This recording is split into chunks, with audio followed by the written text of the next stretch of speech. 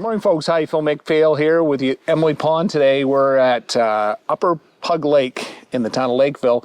And stick around with us today. We're going to take a look at a 22-acre site with 835 feet of frontage, right? Yes. On Upper Pug Lake. Come along. This is a really beautiful piece of land.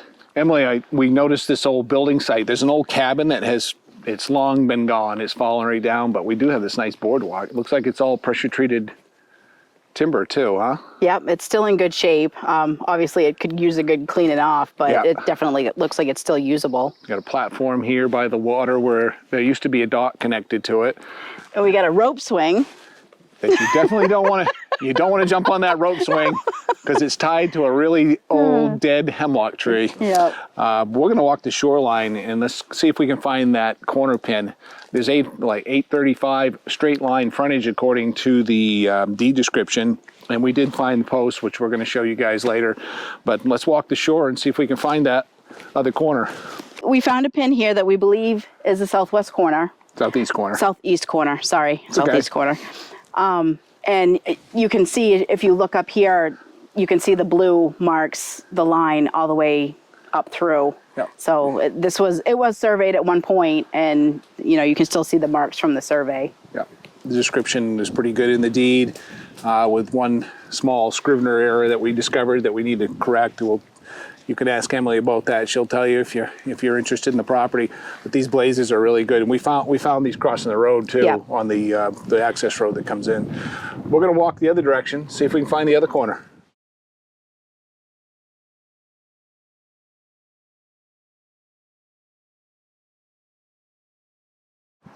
Well, Emily and I walked the shore, and right where we thought we would find it, we did find another piece of rebar that apparently is the northeast corner of the land on the shore here of the lake.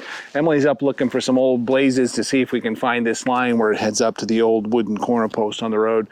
We're going to walk up there and check out the road next. So we're out here on the road, and we just found that corner post right over there. It has been broken off, but there's some old line evidence and some old blazes there. The post is leaning against a tree. Obviously someone picked it up and put it there.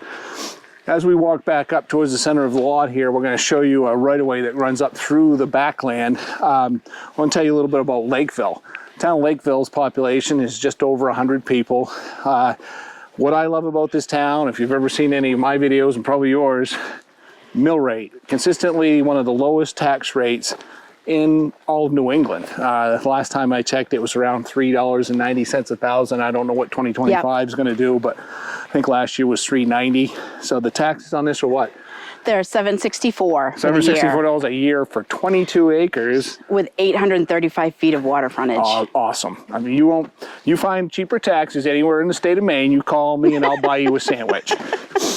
Anyway, and we've got about 800 feet along. This is the Upper Pug Lakes Road. West, yeah. Yep. This is to east and west, and this is the west road. 800 plus feet on this, and this is a good solid gravel road.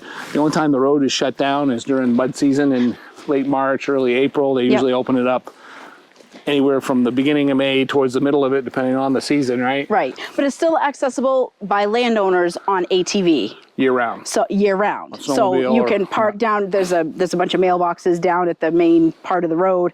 You can park there, unload an ATV, and you can get in here all year round. And what are the dues out here for the road maintenance now? 100? 200? Somewhere in there. We'll check on that and we'll put it on the video at the end. Okay. So Emily, tell me, where the heck is Lakeville, Maine? So Lakeville is about 30 minutes from Lincoln, which would be the next big town. You've got your restaurants and your stores and a few hardware stores. The next bigger town would be Bangor. You are an hour and a half from Bangor. Bangor, you've got some entertainment, you've got some bigger home improvement stores. International airport. Then we are 3.5 hours from Portland, and then the next large city would be Boston, and we are 5 hours from Boston. Great location. Yep. Out in the middle of nowhere, but close enough. But close enough. Yeah. So Emily, this is a right-of-way you told me that goes through the property to a cabin up on the hill on the other side of this lot. So there is this is a 50-foot right-of-way, if I read it correctly. Yep.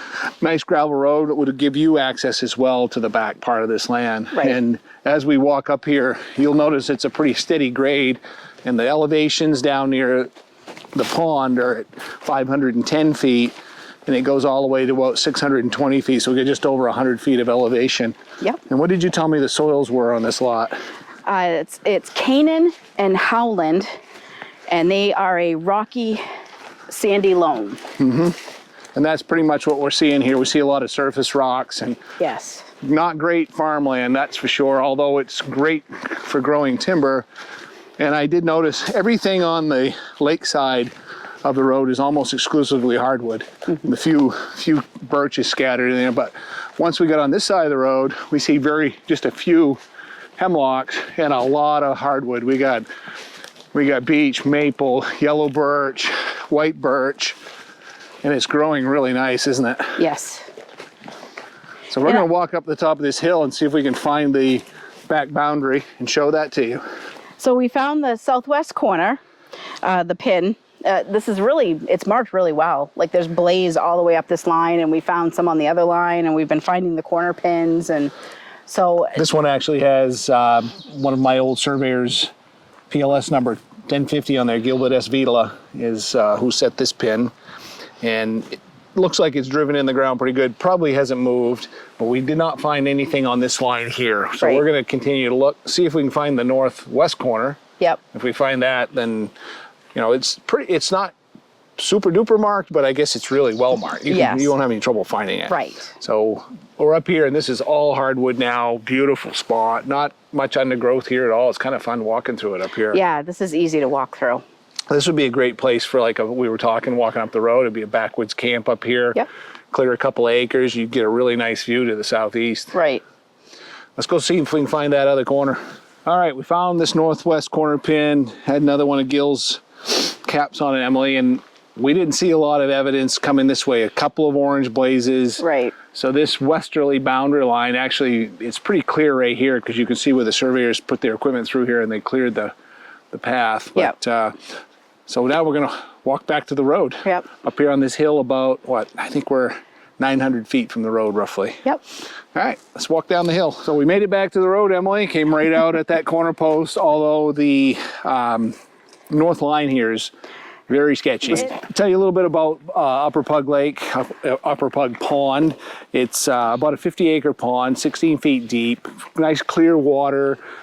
We're in an off-grid situation. There's really not a lot of development out here. The minimum lot size is 10 acres. Kind of brings me to what you had talked about earlier, that we could divide this property. Yeah, you could subdivide this property once because it's 22 acres and you can only have 10, split it into 10-acre lots. So you could split this into 2 different lots if you wanted to and sell one off. Right, and the old deed covenants did say it could only be split once on the lakeside. So you can't, even though you got 800 feet or more than 800 feet, you could, and sometimes you could make 4 lots out of that. Normally this one, you could, but just 2. Right. The lake itself is a warm water fishery. There's probably bass in here by now. They're in almost every other lake around here. I have never fished this lake. Perch, pickerel for sure, all your bait fish.